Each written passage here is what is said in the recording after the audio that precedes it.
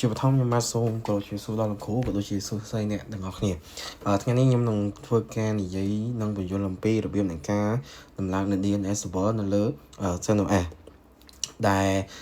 យើងដំឡើងមាននៅ primary ហើយនិង secondary ដែលវា role របស់វាគឺដូចទៅនឹងprimary គឺជា role master ហើយ secondary គឺជា role slave អញ្ចឹងជាដំបូងយើងត្រូវការ install នៅbind port DNS server អញ្ចឹងនៅក្នុង CentOS របស់យើង built-in របស់វាហ្នឹងវាអត់មាននៅDNS server ទេអញ្ចឹងយើងត្រូវតែ install នៅ package DNS server ហ្នឹងនៅក្នុង CentOS របស់យើងដើម្បីយើងអាចធ្វើការ set up នៅDNS server របស់យើងបានដែលយើងធ្វើការ install វាអញ្ចឹងខ្ញុំកំពុងធ្វើការ install ហើយយើងចាំវាដល់ចប់ប៉ុន្តែនៅក្នុងចំណុចនេះយើងឃើញថា install bind ហើយនឹង bind util ហ្នឹងខុសគ្នាត្រង់ថា bind ហ្នឹងវាយើង install តែទៅលើ DNS server ប៉ុន្តែចំពោះ bind util ហ្នឹងគឺវាជា tool សម្រាប់យើងប្រើប្រាស់នៅ command ដូចជា ns lookup dig ឬក៏ host អីចឹងទៅប៉ុន្តែ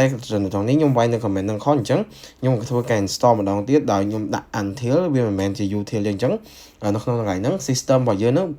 install បានតែbind DNS server ទេយើងអត់បាន install នៅ DNS tool ដូចជា ns lookup សម្រាប់យើងតែនឹងផ្សេងៗចឹងទេអញ្ចឹងខ្ញុំក៏ធ្វើការផ្លាស់ប្ដូរហើយយើងក៏ទទួលបាននៅការ download រហូតដល់ complete នៅ DNS server របស់យើងហ្នឹងអញ្ចឹងបន្ទាប់ពីយើងធ្វើការdownload នៅDNS server របស់យើងហើយយើងធ្វើការ verify ថាតើ installation របស់យើងហ្នឹងវាជោគជ័យអត់អញ្ចឹងចំណុចទី1នោះគឺយើងធ្វើការប្រើប្រាស់នៅ command rpm.qa ហ្នឹងដែលវាជា list នៃការ install rpm page ហ្នឹង package ហ្នឹងហើយយើង grab យកពាក្យ bind ដែលជាការយើងចង់ដឹងថាយើងចង់ដឹងថាតើ bind របស់យើងហ្នឹងបាន install អញ្ចឹងយើងឃើញហើយ bind របស់យើងគឺបាន install រួចរាល់ហើយអញ្ចឹងយើងមក check network របស់យើងវិញម្ដងតើយើងធ្វើការ check network ហ្នឹងដើម្បីឲ្យចង់ដឹងថាតើ network របស់យើងវាមានinterface មួយណាដែលជាទូទៅវាជា ENS 33ហើយយើង check ទៅលើ IP check ទៅលើ network setting អីផ្សេងៗអញ្ចឹងទៅបន្ទាប់ពីយើងបានឃើញហើយចំណុចដែលយើងត្រូវការជាបន្ទាប់នោះគឺ backup configuration file មានន័យថាយើងធ្វើការបង្កើតនៅ backup configuration file សម្រាប់ original bind configuration ហ្នឹងដែលអាចឲ្យយើង recover នៅ configuration មកវិញបើសិនជាមានបញ្ហាអ្វីកើតឡើងបន្តមកទៀតយើងនឹងចូលទៅដល់ edit file ដែលជា main configuration របស់យើងហ្នឹងគឺname.conft ដែលយើងធ្វើការបើកនៅ main bind configuration file ហ្នឹងដែលជាចំណុចដំបូងអីដែលយើងត្រូវការនោះគឺយើងត្រូវការដាក់នៅ ACL ហ្នឹងគឺ access list របស់យើងហ្នឹង access list របស់យើងហ្នឹងគឺយើងបង្កើតនៅ ACL មួយដែលមានឈ្មោះថា trust ក្នុងបង្កើតដើម្បីតើហេតុអ្វីយើងត្រូវបង្កើតaccess list ហ្នឹងមកដោយសារតែយើងបង្កើតនៅ list ដែល trust IP របស់យើងហ្នឹងដែលយើងដាក់នៅបានន័យថាយើងដាក់នៅIP ដែលយើងទុកចិត្តដែលអាចឲ្យ access ទៅកាន់ DNS server របស់យើងបានដែលនៅហ្នឹងមាន IP ចំនួន5ទី1គឺ IP 192.168.210 192.168.200.20ក៏ដូចជា 10.1.1.10.1.10.192.168.0.0/16ដែលវាជា IP របស់យើងហ្នឹងអញ្ចឹងយើងធ្វើការវាយ IP ហ្នឹងម្ដងមួយដើម្បីដាក់នៅក្នុង access list trust IP របស់យើងហ្នឹងម្ដងមួយអញ្ចឹងទៅអញ្ចឹងយើងធ្វើការវាយនៅ IP របស់យើង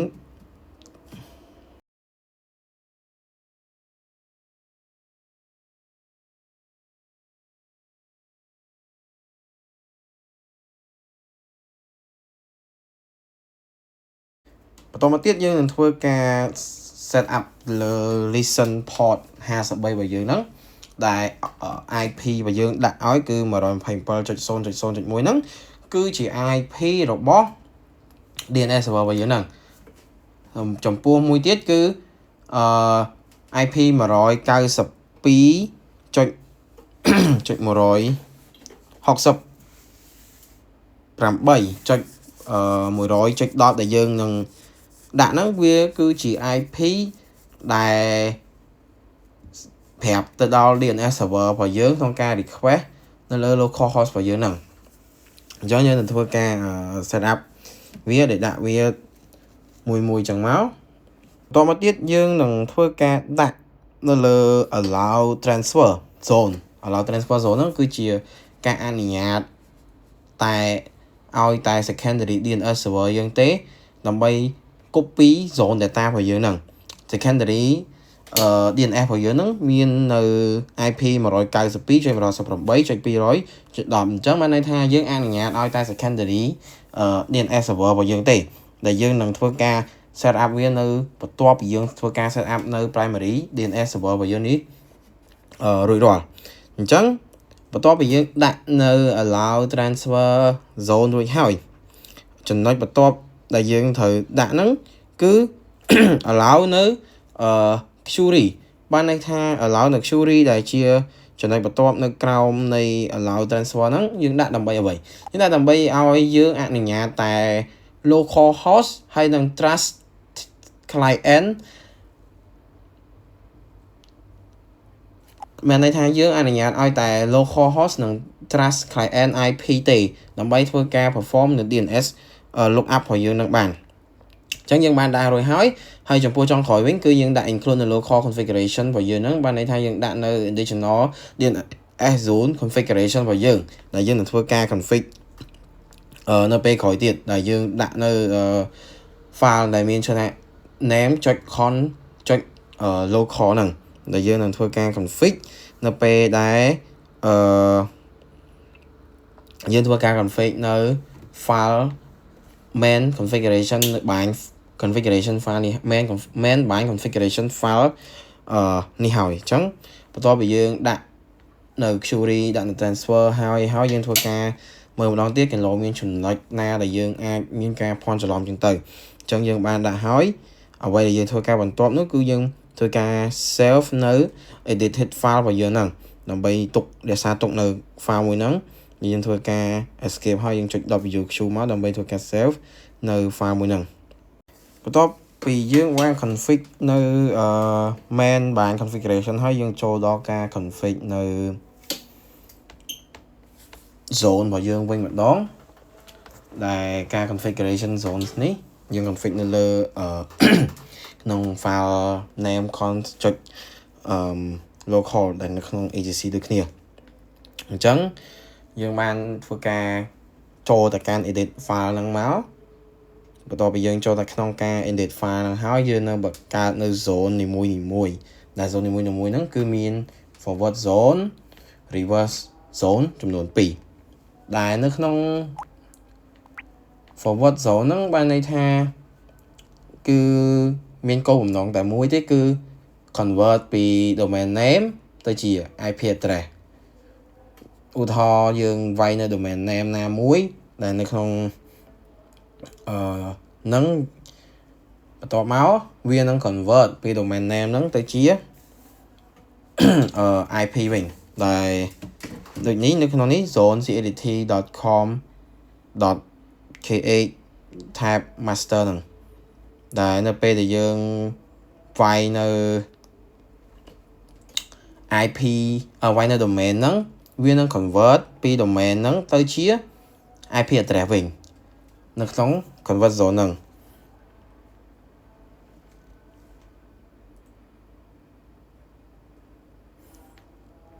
ហើយចំពោះ reverse zone វិញ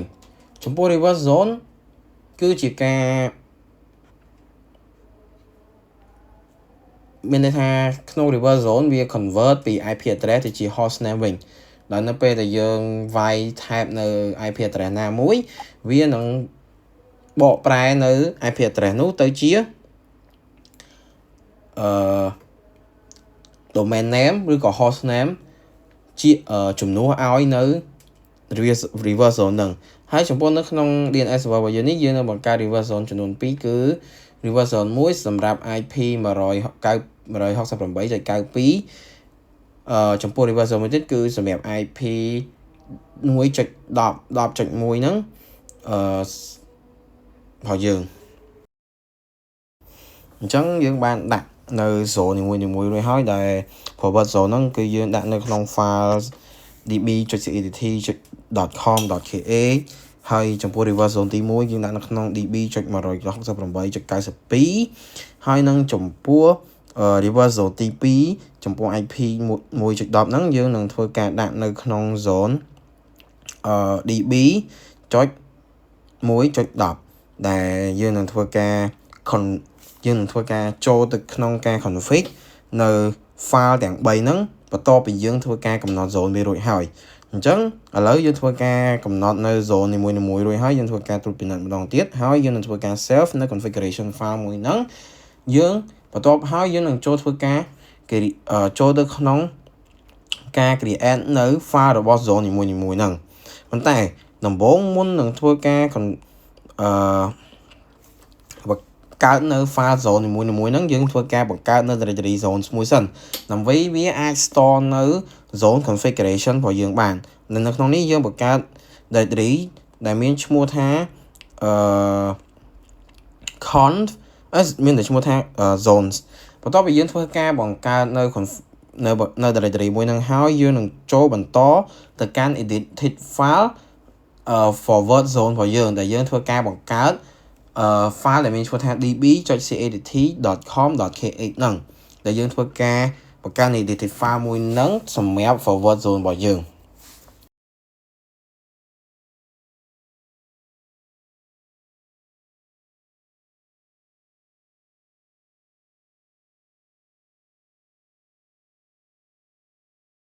អញ្ចឹងយើងចូលមកដល់ការ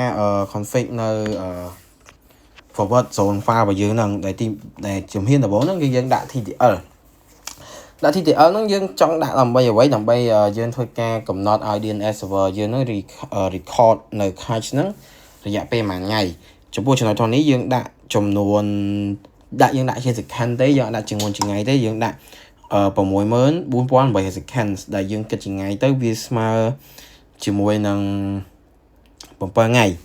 យើងដាក់ស្មើជាមួយ7ថ្ងៃដែលយើងឲ្យវាធ្វើការ record ហ្នឹងបន្តមកទៀតយើងចូលនៅក្នុង in SOA ហ្នឹងវាគឺជា SOA record ហ្នឹងវាជានៅគឺជា authority មួយ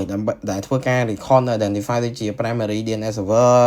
administrator email serial number refresh timer retry timer or expiration timer ចឹងទៅដែលនេះគឺជាការចាប់ផ្ដើមនៃការ record ទី1នៅគ្រប់ DNS zone ទាំងអស់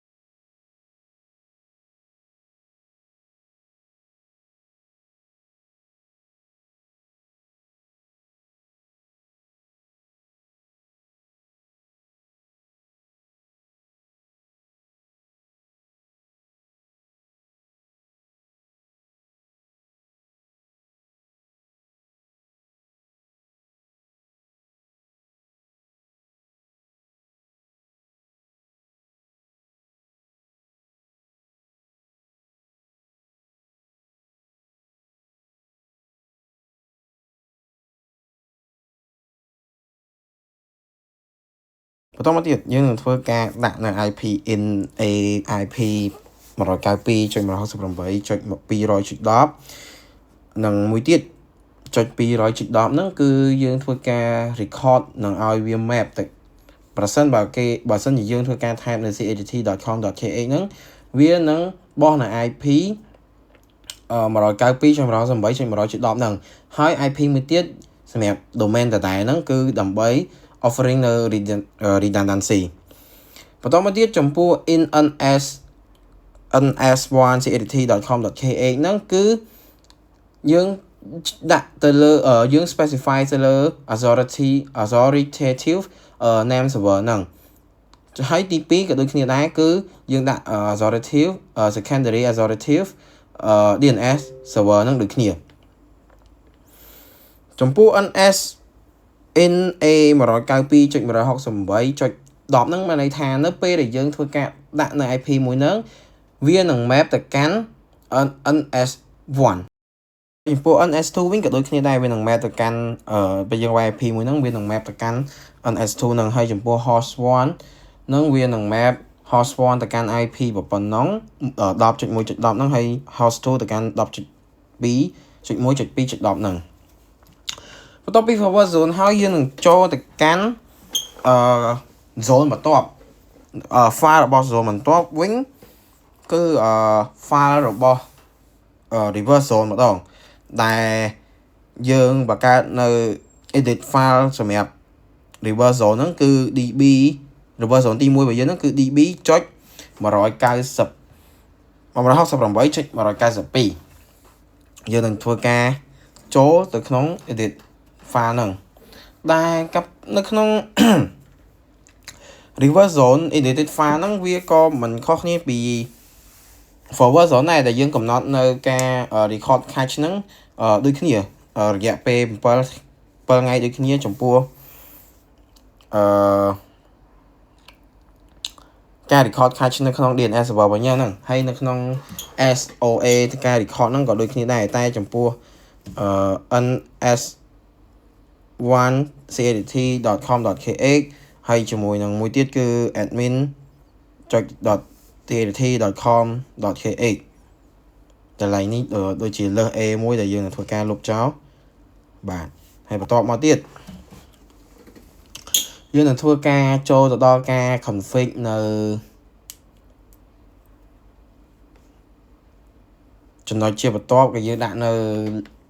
លេខដាក់នៅprimary DNS server serial number refresh timer retry timer expiration timer ចឹងទៅដែលវា record នៅក្នុង SOA ហ្នឹងចឹងជាបន្ទាប់ទៅទៀតបន្ទាប់ពីយើងដាក់នៅតម្លៃនីមួយៗរួចហើយយើងនឹងធ្វើការចូលដាក់នៅ record របស់យើង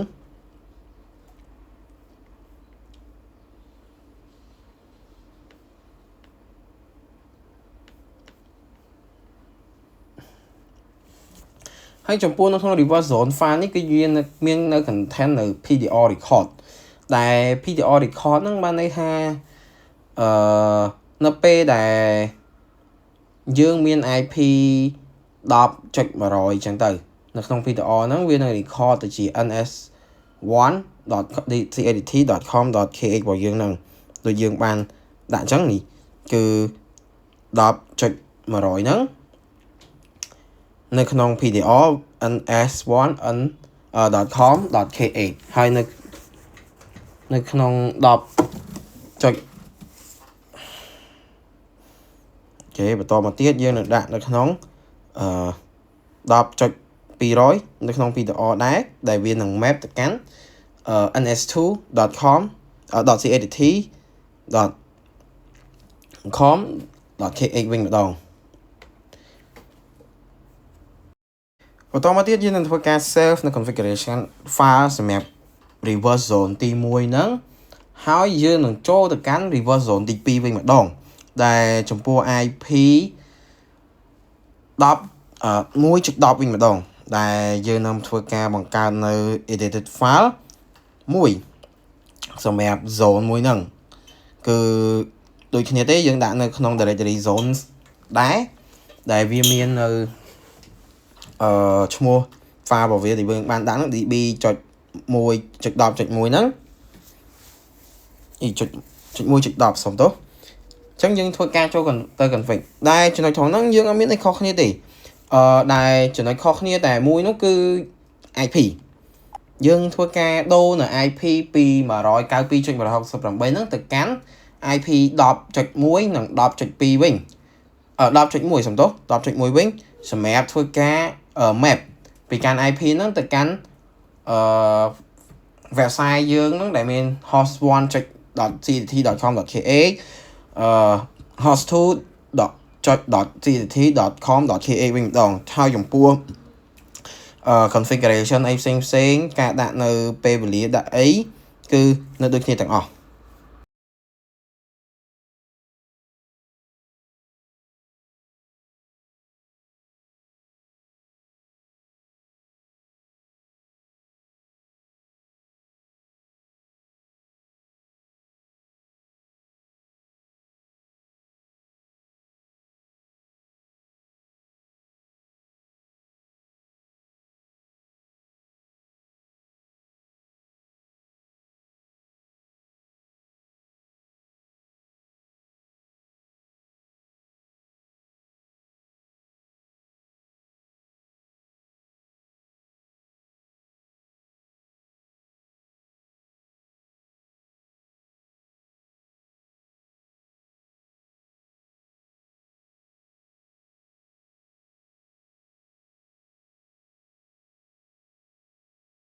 បន្ទាប់ពីយើងធ្វើការដាក់រួចហើយវាមិនខុសគ្នាទេយើងនឹងធ្វើការ save នៅ configuration របស់យើងហ្នឹងដើម្បីធ្វើការ save វាទុកបន្តមកទៀតយើងនឹងធ្វើការ check នៅ name zone របស់យើងហ្នឹងថាតើវាអូខេអត់វាការ config របស់យើងត្រូវអត់តែបើ check មកយើងឃើញនៅមាននៅកំហុសជាច្រើននៅក្នុងហ្នឹងដែលចំណុចខ្លះយើងបានដាក់នៅយើងអត់បានដាក់នៅ parentheses កន្លែងខ្លះយើងអត់បានដាក់នៅ semicolon ដែលនៅក្នុង configuration file ហ្នឹងវា take series មែនតើនៅពេលយើងខ្វះចំណុចណាមួយក៏វាអត់អាចឲ្យយើងត្រូវបានដែរបន្ទាប់ពីមកទៀតខ្ញុំក៏បានធ្វើការកែប្រែវាហើយខ្ញុំក៏បាន check ម្ដងទៀតដែលវាបានឲ្យសញ្ញាថាអូខេហើយខ្ញុំធ្វើការ restore នៅ etc name ហ្នឹងហើយខ្ញុំសាកល្បងក្នុងការstart នៅname ហ្នឹងដែលជា DNS server របស់យើងហ្នឹងចង់ដឹងថាតើវា active ឬក៏អត់ប៉ុន្តែឯងទទួលបានហ្នឹងគឺថាវាអត់ active ទេហើយវាក៏ហើយខ្ញុំក៏អត់អាច start នៅ service DNS server ហ្នឹងបានផងដែរដោយជាដំបូងខ្ញុំអត់ដឹងថាមានបញ្ហាទេប៉ុន្តែក្រោយពីបានស្រាវជ្រាវហើយនឹងរកនៅកំហុសមកខ្ញុំក៏បាន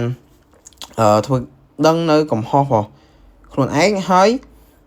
កែប្រែចំណុចត្រង់នេះពេលដែលយើង load ចឹងយើងអត់អាចទទួលបាននៅ active ទេដែលវានឹង load បកក្រហមហើយបន្តមកទៀតខ្ញុំបានកែប្រែនៅកន្លែងដោយធ្វើការកែប្រែ file ហ្នឹងជាបន្តបន្ទាប់ file ចំនួនទាំង4ហ្នឹងខ្ញុំធ្វើការកែជាបន្តបន្ទាប់ហើយខ្ញុំត្រូវបានcheck ធ្វើការ check នៅ file ហ្នឹងម្ដងមួយដើម្បីស្វែងរកកំហុសហើយតើខ្ញុំឲ្យ check ដើម្បីឲ្យដឹងថាតើកំហុសដែលខ្ញុំបានធ្វើឲ្យខ្ញុំកែហ្នឹងតើវាពិតជាអស់ហើយនៅអញ្ចឹងខ្ញុំធ្វើការ check ម្ដងមួយដែល file ខ្ញុំ check ហ្នឹងមានចុច name.conf name.com .local name name.com zone សំទោស name.zone /db cdt.com.kh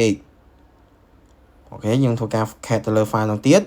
អូខេយើងធ្វើការត្រួតពិនិត្យថាតើវាមានចំណុចណាខុសទៀតអត់ដែលយើងបន្ថែមនៅចំណុចមួយចំនួនយើងធ្វើការដាក់នៅ semicolon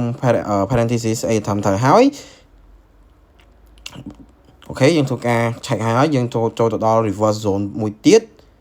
អូខេយើងបានដូរហើយពីដំបូងនៅកន្លែង IP ហ្នឹងខ្ញុំដាក់ខុសដោយគេតម្រូវឲ្យដាក់ 168.192 ប៉ុន្តែខ្ញុំបានដាក់ 192.168 អញ្ចឹងយើងអាច run នៅ DNS server ហ្នឹងបានទេដោយសារវាបញ្ច្រាស់នៅ format configuration មួយហ្នឹងអញ្ចឹងបន្ទាប់ពីយើងបាន check ទាំង4 file ហ្នឹងហើយយើងធ្វើការ check ម្ដងទៀត អូខេកន្លែងនេះមិនខុសទេដោយសារខ្ញុំវាយ comment ហ្នឹងខុស click នៅអក្សរ D អញ្ចឹងបន្ទាប់ពីយើងឆែកហើយវាអត់មាន output ទេអញ្ចឹងកាលណាដែលវាអត់មាន output អីហ្នឹងគឺបានន័យថាអូខេចំពោះname check con របស់យើងហ្នឹងវាបានជោគជ័យហើយអញ្ចឹងយើងធ្វើការ restart យើងធ្វើការ check នៅ status នៃ DNS server របស់យើងហ្នឹងព្រោះដំបូងយើង start អត់បានអញ្ចឹងបន្ទាប់ពីយើង start អត់បានហើយយើងធ្វើការ check នៅ status របស់យើងដែលនៅក្នុង status ហ្នឹងយើងធ្វើការ check មកយើងបានឃើញគេថា active running អញ្ចឹងបានន័យថា DNS server របស់យើងបាន enable វារួចរាល់ហើយ DNS server របស់យើងវាបានដើររួចរាល់ហើយអញ្ចឹងបន្ទាប់ពីនឹងទៀតអីដែលសំខាន់គឺយើងធ្វើការបើកនៅ config នៅ firewall ដែលទី1ហ្នឹងគឺយើង config នៅ firewall ហ្នឹងគឺ add នៅ service DNS service ហ្នឹងទៅកាន់ firewall របស់យើងរួចរាល់ចំពោះទី2ហ្នឹងគឺយើងធ្វើការ open DCP port 53ហ្នឹងដែល DCP port 53ហ្នឹងគឺយើងប្រើប្រាស់ចំពោះzone transfer ហើយនឹង large DNS response របស់យើងហ្នឹងអូខេបន្ទាប់ពីយើងធ្វើការបើកនៅ port 53ហើយអីដែលសំខាន់មួយទៀតគឺយើង TCP ហើយយើងបើកនៅ port 53 UDP វិញម្ដងសម្រាប់ប្រើប្រាស់សម្រាប់ normal DNS queries អញ្ចឹងយើងបាន success ហើយយើងក៏ធ្វើការ reload វាដើម្បី apply change អញ្ចឹងចំពោះ primary DNS server របស់យើងបានជោគជ័យហើយអញ្ចឹងយើងចូលមកដល់ការបង្កើតនៅ secondary DNS server វិញម្ដងដោយនៅក្នុង secondary DNS server នេះគឺយើងធ្វើការបង្កើតវាដោយដាក់ function វាដូចទៅជា slave ហើយនៅក្នុងនេះខ្ញុំធ្វើនៅ CentOS ដែរប៉ុន្តែខ្ញុំធ្វើការ clone CentOS របស់ខ្ញុំហ្នឹងដោយសារតែយើងត្រូវការម៉ាស៊ីន2ហើយខ្ញុំអត់មាន CentOS stream 10ទេអញ្ចឹងខ្ញុំធ្វើការប្រើប្រាស់ទៅលើ CentOS stream 9ដែរប៉ុន្តែខ្ញុំធ្វើការ clone វាចេញពីគ្នាដើម្បីបង្កើតវាទៅជា DNS server សម្រាប់secondary របស់យើងដែលយើងឲ្យវាទៅជា slave សម្រាប់ជា zone copy ពី primary DNS server របស់យើងហ្នឹងមក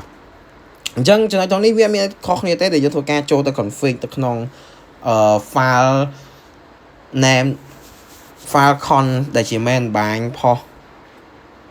name.con ដែលជា main បាញ់ផុស configuration របស់យើងនឹងដដែលប៉ុន្តែយើងចំណុចនេះយើងធ្វើការដូរ IP វិញដែល IP ត្រង់នេះនៅក្នុង listen port ហ្នឹងវា100.10ប៉ុន្តែនៅក្នុង secondary របស់យើងគឺ200.10វិញដែលវាជា IP នៅក្នុង DNS server សម្រាប់ secondary DNS server ហ្នឹងហើយយើងដូរចំពោះ allow transfer zone ហ្នឹងយើងក៏ដាក់ណាន់ដែរដោយសារយើងអត់មាន allow transfer ទៅកាន់ DNS server ណាទៀតទេដោយវាជា secondary DNS server ហើយអញ្ចឹងយើងអត់ប្រការ transfer ទៅខាងណាទៀតទេបន្តមកទៀតយើងនឹងចោះទៅឆែកមើលថាតានៅក្រោមហ្នឹងវាយើងមានដាក់ include ដាក់អីហើយអត់នៅបន្ទាប់ពីយើងដាក់ include ដាក់អីយើងបានឃើញយើងឆែក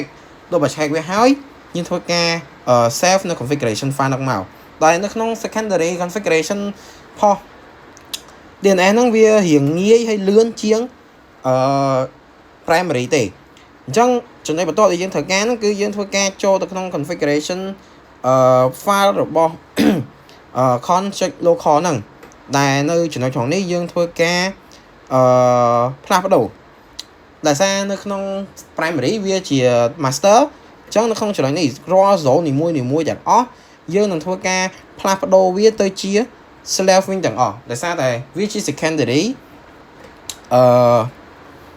DNS server អញ្ចឹងវាដូចជាអ្នកបម្រើរបស់ primary DNS server របស់យើងនឹងអញ្ចឹងវាយើងត្រូវដូរហើយយើងលុបនៅ zone នឹងចោលដោយសារយើងអត់មាននឹងទេដែលយើងដាក់តែនៅក្នុង file slave/db.cadt.com ហ្នឹងដោយការដូរហ្នឹងវាដូចគ្នាទាំងអស់ទេ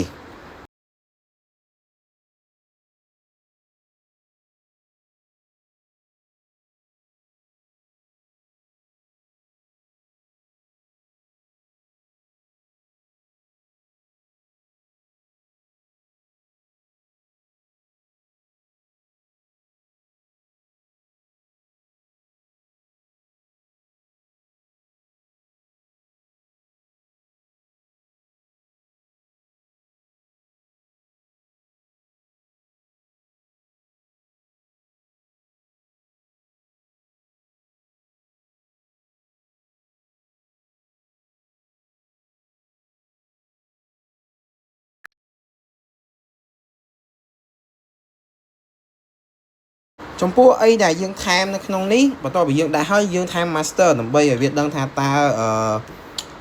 primary DNS server ហ្នឹងនៅទីណាអញ្ចឹងយើងធ្វើការ save ហើយយើងគាត់ដាក់ប៉ុណ្្នឹងទេតែថែម IP pro master server របស់យើងហ្នឹង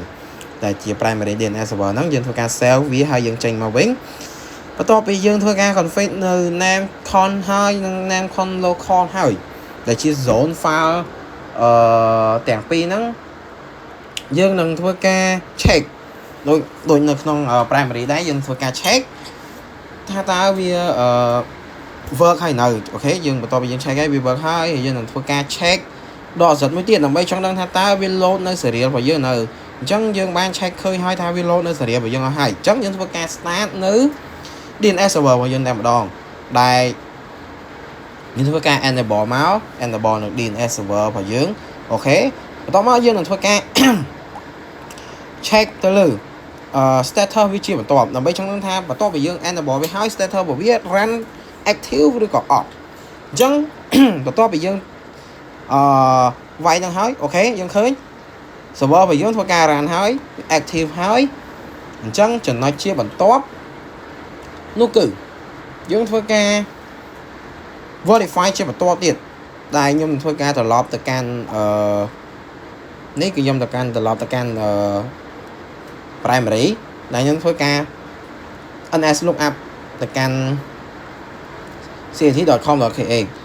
ហើយ វាយ IP ដោយសារបើសិនជាខ្ញុំអត់វាយ IP 127.0.0.1 ហ្នឹងទេវានឹងទៅទាញយក DNS ពីកាន់ DNS របស់ Google ខ្ញុំបានតេស្តប៉ុន្តែបើសិនតតែខ្ញុំវាយដាក់យើងដាក់នៅ IP មួយហ្នឹង IP 127.0.1 ហ្នឹងទៅវាទៅទាញ IP ទៅទាញ IP ទៅទាញព័ត៌មានចេញពី DNS server របស់យើងអញ្ចឹងយើងបានឃើញហើយនេះគឺជាព័ត៌មានដែលយើងទទួលបានចេញពី DNS server របស់យើងដែលយើងបាន set up មិញហ្នឹងហើយមកទៀតដើម្បីឲ្យដឹងថាតើ DNS server របស់យើងទាំងពីរហ្នឹងវាតាក់ទងគ្នាឬក៏វាអាចធ្វើការ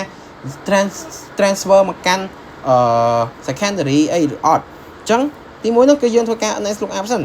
NS lookup ទៅលើ